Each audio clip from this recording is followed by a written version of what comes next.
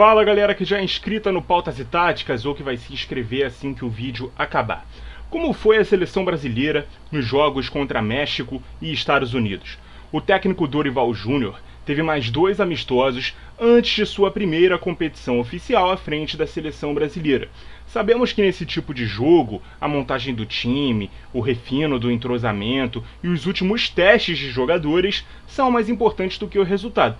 Mas é claro que o time entra mais leve depois de vencer esse tipo de partida. Obviamente, menos pressionado também por torcida e imprensa que no final das contas tem opiniões diferentes acerca do mesmo desempenho se os resultados forem diferentes. Nesse caso, uma vitória e um empate. Contra o México no último sábado, o Dorival optou por um time mais alternativo e com mais testes de jogadores que chegaram na condição de reservas. O 11 inicial desse jogo foi Alisson no gol, Ian Couto na direita, Militão e Bremer na zaga e Arana na lateral esquerda, Douglas Luiz, Ederson e Andreas Pereira no meio campo, Savinho na ponta direita, Evanilson na frente e Martinelli na esquerda. É um 4-3-3, não foi um 4-2-3-1, a exemplo de como o Dorival armou o time nos amistosos contra a Inglaterra e Espanha em março, porém claramente um dos meio-campistas encosta mais no ataque. Nesse caso foi o Andreas Pereira, que inclusive marcou o gol cedo na partida, logo aos 5 minutos abriu o placar. Percebeu-se uma predileção do time canarinho pela criação das jogadas pelo lado direito, que significou uma presença no ataque e tempo de bola nos pés muito grande do Savinho, que se destacou nesse jogo. Vale lembrar que o Savinho no Girona joga predominantemente no lado esquerdo, mas é um jogador canhoto. A tendência dele é arrastar as jogadas para dentro quando ele joga com o pé trocado. No clube, por exemplo, ele tem a tendência muito maior de ir para o fundo. Com o Savinho vindo da direita para dentro e o Andrés partindo do vértice esquerdo no meio campo, a criação ficava com esses dois, enquanto o Douglas e o Ederson ficavam mais na base das jogadas. O movimento do Savinho também abriu o corredor para o Ian Couto avançar como um ponta ali do lado direito, e quem dava amplitude pela esquerda era o Martinelli. Com isso, o Arana segurava como base a bola numa variação para um 3-2-4-1, era assim que o time brasileiro se organizava ofensivamente nessa partida contra o México. O problema era que a bola chegou muito pouco no centroavante do Porto, teve chances de finalizar pouquíssimo, muitas vezes ele teve que recuar e buscar a bola nos pés dos volantes. Isso forçava que as investidas ao ataque fossem quase sempre com jogadas individuais, pouco com jogadas trabalhadas, triangulações, trocas de passe, enfim. Assim o time sofreu na defesa grandes investidas dos mexicanos, diferente do segundo tempo. Apesar do Brasil ter ampliado o marcador com o Martinelli, aos 9 escorando o cruzamento do Ian Couto, depois de um bom lançamento ali do Militão, mas com 2-0 no placar, o time parece ter relaxado. O Dorival colocou aos poucos outros nomes que estavam no banco. Os primeiros foram Endrick, Paquetá e PP, nos lugares do Evanilson, Andreas e Martinelli. O Endrick criou uma oportunidade logo no seu primeiro lance no jogo, mostrando que há um abismo de qualidade entre ele e o Evanilson, e foi uma escolha realmente questionável de convocação do Dorival, o Evanilson, principalmente considerando a boa fase de nomes como o Pedro e a expectativa grande que tínhamos no Vitor Roque, que vem tendo menos minutos do que precisa no Barcelona, mas eu, por exemplo, convocaria. Se o Xavi não quis usar, o problema é dele. Ah, mas a seleção é momento, se o Xavi não quis usar é porque ter algum problema técnico, tem que ser convocado quem está jogando bem. Para mim tem que ser convocado quem de fato é melhor, não quem está melhor. Uma boa Copa América, inclusive, poderia significar um aproveitamento maior do jogador no clube. Se formos esperar ele ter mais minutos ou ser titular para ser convocado, pode esquecer, porque com o Lewandowski lá, vai ser difícil. E o mesmo pode se aplicar ao Endrick, que dificilmente vai ser titular no Real Madrid. Eu quero ver se vai ter alguém defendendo não convocação dele, porque joga pouco em prol de algum jogador de momento que é claramente menos talentoso. Feito esse parênteses, a seleção caiu um pouco seu nível ao longo do segundo tempo, de uma forma geral, perdendo inclusive o jogo. O México se lançou à frente, diminuiu com 28 minutos do segundo tempo, com um cruzamento rasteiro na pequena área, entre a linha de defesa e o goleiro, que encontrou o Quiñones marcado ali pelo Ian Couto. Até agora eu não sei se o gol foi do Quiñones ou se foi gol contra do nosso lateral direito. Esse tipo de cruzamento é realmente perigoso, porque o espaço é muito curto para o goleiro sair, e se a defesa tenta esticar a perna no momento errado, corre exatamente esse risco de marcar contra o próprio patrimônio. Depois do gol, entram no jogo Bruno Guimarães e o Vinícius Júnior nos lugares do Douglas Luiz e do Savinho. E foi bem perceptível como o Vini e o Endrick se procuravam, né, no jogo. E como os dois inspiravam mais cuidados da defesa do México. Mas o jogo ficou muito concentrado nesses dois nomes. Se a direita foi o forte no primeiro tempo, o centro e a esquerda, em poucos escapes em diagonal, foram as válvulas do segundo tempo, mas com um domínio muito menor e permitindo mais finalizações. A última substituição do Brasil foi o João Gomes no lugar do Erisson, em tese o meio-campo titular dos primeiros amistosos com o Dorival, uma vez que o Guimarães e o Paquetá também já estavam em campo, mas essa linha continuou defendendo mais do que criando e com aquela disposição que eu critiquei na análise daqueles jogos. O João Gomes protegendo o lateral esquerdo, aberto na segunda linha, o Paquetá de segundo volante ao lado do Bruno Guimarães pelo centro e o ponta direita, que no caso foi o PP, fechando a segunda linha do 4-4-2. Eu não gosto da ideia de ter volante pelo lado e jogadores tão pouco combativos, né, protegendo a zaga. André machucado e o Casemiro em má fase não foram convocados. Vão fazer falta. O jogo já estava ali nos acréscimos, né, quando o empate do México sai. Escanteio, o Guillermo Martínez subiu sozinho, né, no bico da pequena área, cabeceia no canto. O Alisson espalma, né, mas o próprio Martínez pegou o rebote sem ângulo ali, conseguiu marcar o gol. Além de ser uma bola defensável, a defesa do Brasil parou. Nível de concentração totalmente baixo, num lance crucial do jogo. Eram 47 do segundo tempo. Um amistoso, é verdade, o time estava ganhando. Mas o segundo tempo não foi legal. E ainda faltavam 5 minutos para acabar o jogo. Não pode haver esse tipo de relaxo. Ah, mas num jogo valendo 3 pontos, né, ou eliminatório, os caras vão levar mais a sério. Se não for levar a sério um amistoso de preparação para uma competição oficial, não precisa jogar. Inadmissível um adversário subir sozinho, né, numa cobrança de escanteio, pegar o próprio rebote sem ser incomodado pela marcação e ainda fazer o gol quase sem nenhum ângulo. Esse foi o gol que o Brasil tomou de empate contra o México. 4 minutos depois, bola virada para o Vini marcado por 2, ele balança para a direita, levanta na área. Quem sobe também sozinho na marca do pênalti de costas para o gol é o Endrick para de cabeça marcar o gol da vitória. 3 jogos, 3 gols do Endrick na seleção brasileira, cada vez mais maduro e adaptado, enchendo a torcida de esperança de que ele está pronto para ser o 9 titular da seleção. Eu não vou repetir aquele mesmo discurso, né, do último vídeo sobre a seleção brasileira, mas eu ainda prego cautela para a gente não queimar o menino como queimamos vários outros jovens que, se você cogitar convocar hoje em dia, vai ser criticado. Só para ser justo, 2 minutos para acabar o jogo e o 9 da seleção brasileira aparece sem marcação para fazer o gol de cabeça no alto de seus 1,71 de altura, de costas para o gol. Também não dá para tomar um gol desse. Se fosse contra nós, estaríamos xingando a defesa todinha. Como o gol foi nosso, o Endrick tem estrela, né?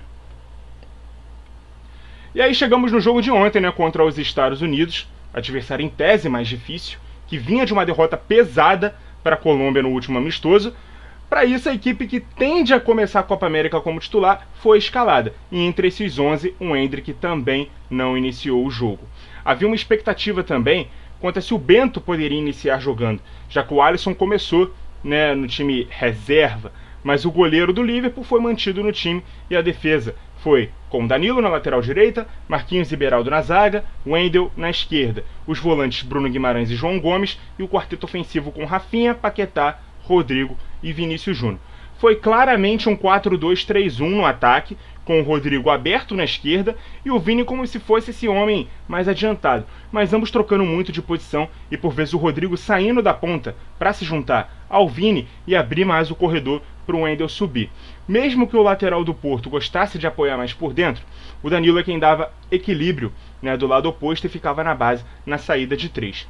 Sem bola, um bom ajuste que eu já havia chamado a atenção e que era necessário na composição defensiva desse time. Os pontas na linha dos volantes, né, que marcavam na frente da zaga, nada de João Gomes e proteger lateral para o Paquetá marcar como volante, e o Paquetá era quem sobrava na frente junto ao Vini num 4-4-2 que pressionava a defesa adversária. O time até criou bem, abriu 1-0 com o Rodrigo numa boa jogada do Rafinha, achando o camisa 10 para bater cruzado, e poderia até ter aberto 2 de diferença, né, ainda na primeira etapa novamente, com o Rodrigo, num lance que ele chega a driblar o goleiro, mas perde ângulo, não tinha outros companheiros ali para ajudar a jogada a continuar sendo criada na área, E os Estados Unidos chegavam principalmente com finalizações de fora da área. Numa delas quase chegou ao gol primeiro, também numa bola no travessão. Mas chegou ao empate numa cobrança de falta no canto do Alisson, na minha opinião. A barreira foi mal montada, não protegeu o canto, não exigiu ao Pulisic bater por cima, nem tirar do canto do goleiro, chutou em cima dele e conseguiu fazer o gol. Mais um gol em bola defensável que o Alisson sofre. Por essas e outras, ele perdeu a vaga para o Ederson, e fica aí a preocupação, sem o goleiro do City e com provavelmente ele de titular aí na competição continental. Até por essa imagem desgastada dele, que talvez fosse bom o teste do Bento, que foi bem nas partidas de março, mas o Dorival preferiu apostar na bola de segurança dele, que era realmente o Alisson, um goleiro mais experiente, joga no futebol europeu, um goleiro importante, enfim. O Brasil voltou para o intervalo sem o João Gomes e com o Douglas Luiz. Essa já seria, né, a minha opção de titularidade com esse elenco. O time melhorou sensivelmente a marcação no meio, estava um pouco frouxa ali no primeiro tempo, e um detalhe era que na saída de bola quem saltava a pressão para marcar mais à frente era o Bruno, não o João, e com o Douglas isso ficou mais controlado. Nada me tira da cabeça que todos esses jogadores são camisas 8, não camisas 5. Mesmo que eles tenham um bom poder ali de pegada e que o Bruno muitas vezes seja usado como cara do primeiro passe, tanto na seleção quanto no seu clube, ele não é um primeiro volante. Ele também não é um redista. Ele é um camisa 8, ele tem no passe curto a sua principal virtude. Não no passe longo, ou na saída de bola, ou na pegada na marcação. Ele é um jogador que marca bem e tal, mas precisa de um jogador de mais marcação ainda ao lado dele, numa dupla de volante. Com o João Gomes é o caso, mas o João Gomes também é um 8. Com o Douglas Luiz eu acho que isso fica... que também é um 8, né? Mas acho que fica mais dividida a responsabilidade, beleza? O Douglas marca melhor do que o Bruno, na minha opinião. A seleção teve um domínio maior das ações no campo de ataque. Logo aos 5 teria uma boa falta para cobrar, mas o VAR chamou e a falta foi anulada. Lance polêmico, em tese o VAR não pode chamar para desmarcar falta, e na minha leitura não chamou para isso. Chamou para que o árbitro verificasse se era realmente cartão amarelo ou vermelho, porque era uma chance clara de gol, era o último homem de linha do time americano, mas além de não mudar a cor do cartão, ele tira a falta e, consequentemente, o cartão. Eu não sei se há brecha, né, na regra, em que ao checar um lance ele detecte uma falha de marcação em outro, do qual o VAR não poderia ser chamado, ele poderia desmarcar. Eu sempre achei que numa situação dessas, o que foi marcado no campo tem que prevalecer, né, mas...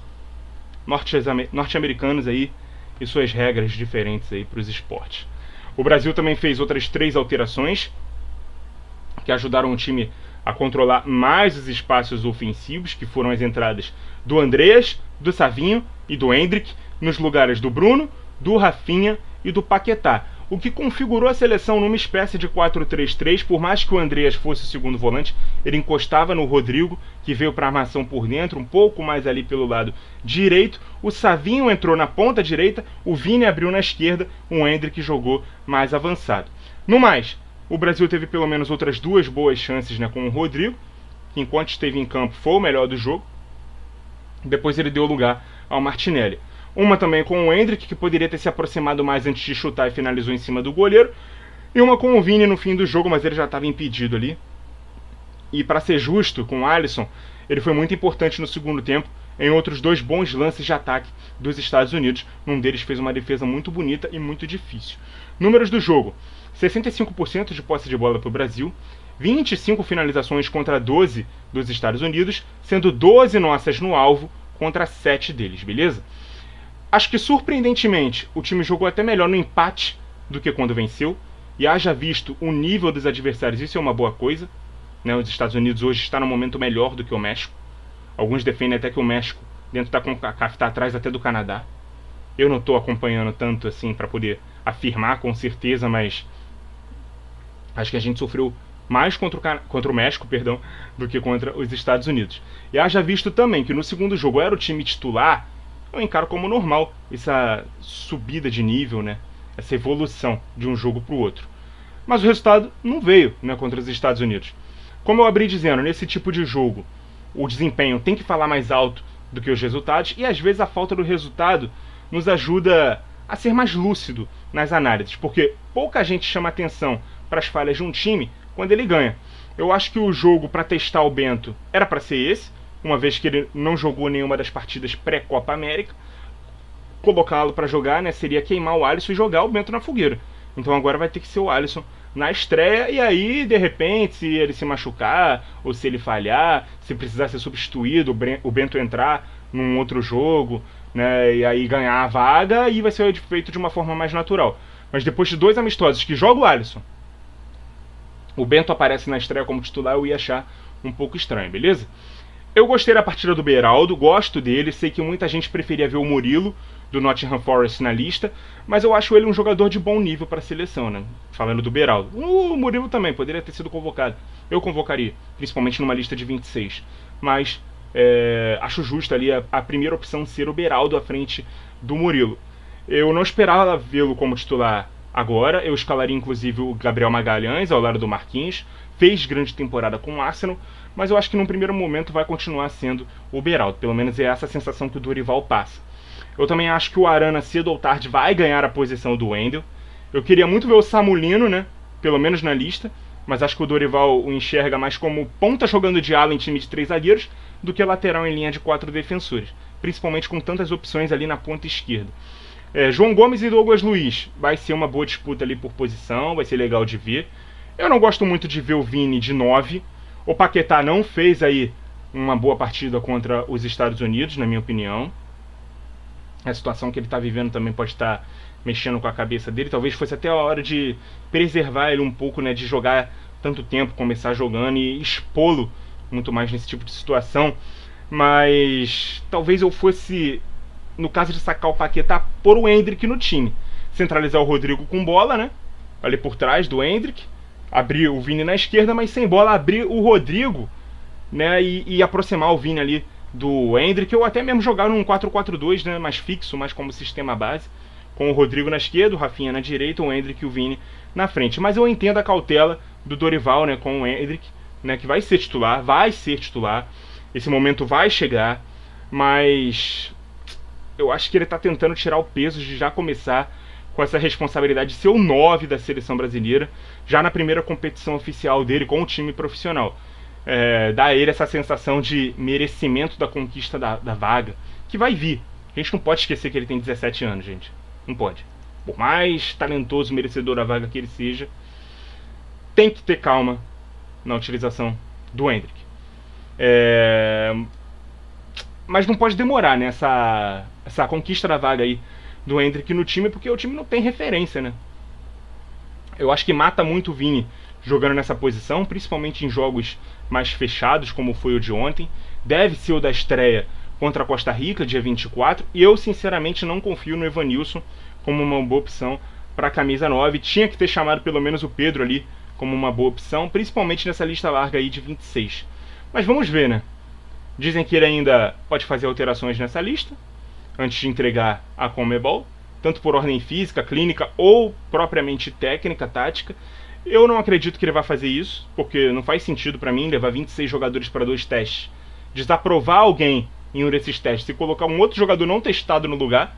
Faria muito mais sentido se ele levasse mais jogadores para esses amistosos e depois fizesse os cortes que achasse necessário para fechar a lista dos 26. Mas é isso, galera. Vamos ficar de olho aí na seleção brasileira ao longo da Copa América. Teremos pós-jogo provavelmente em todo dia seguinte de partida da seleção na competição, até porque os jogos são tarde da noite, né?